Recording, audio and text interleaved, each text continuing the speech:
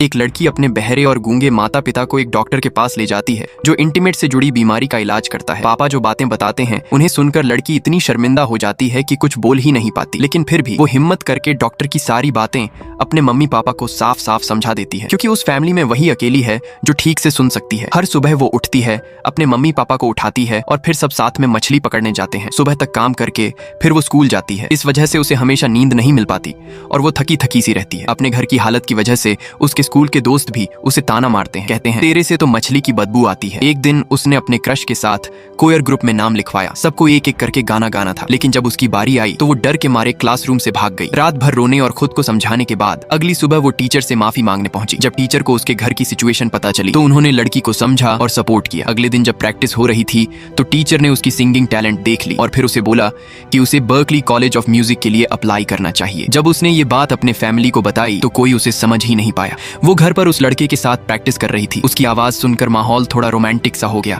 लेकिन तभी बगल के कमरे से अजीब अजीब आवाजें आने लगी जहां उसके मम्मी पापा थे।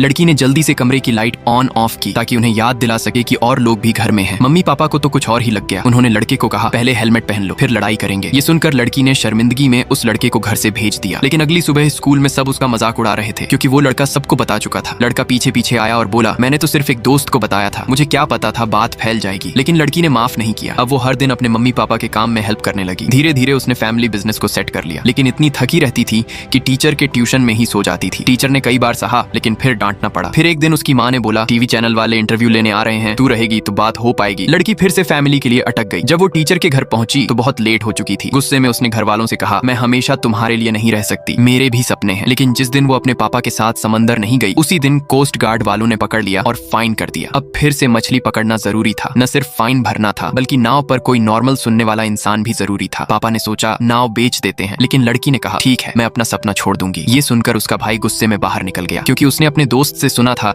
कि उसकी बहन बहुत टैलेंटेड है। वो नहीं चाहता था कि उसकी बहन की जिंदगी ऐसे ही निकल जाए। रात को उसकी माँ उसके लिए एक लाल ड्रेस लेकर आई ताकि वो कॉन्सर्ट में खुश दिखे। कॉन्सर्ट में जब उसने गाना गाया तो सब चुपचाप उसकी आवाज में खो गए, लेकिन उसके मम्मी पापा की दुनिया तो खामोश थी। पापा ने देखा कि कुछ लोग रो रहे हैं और तभी उन्हें समझ आया उनकी बेटी की आवाज सिर्फ एक बदबूदार नाव तक सीमित नहीं होनी चाहिए। रात को पापा ने कहा एक बार फिर गाना। जब उसने गाया तो उसके गले की वाइब्रेशन ने पापा को सब कुछ महसूस करा दिया। अगली सुबह पापा उसे उठाकर बोले चल तुझे बर्कली वाले इंटरव्यू में छोड़ते हैं। स्टेज पर उसके सामने दो चीजें थी, उसका सपना और उसका परिवार। वो गा रही थी और साथ साथ गाने को साइन लैंग्वेज में भी समझा रही थी। उसका इंटरव्यू पास हो गया। ये पहली बार था जब वो अपने परिवार से दूर जा रही थी। मम्मी पापा ने उसे साइन किया आई लव यू।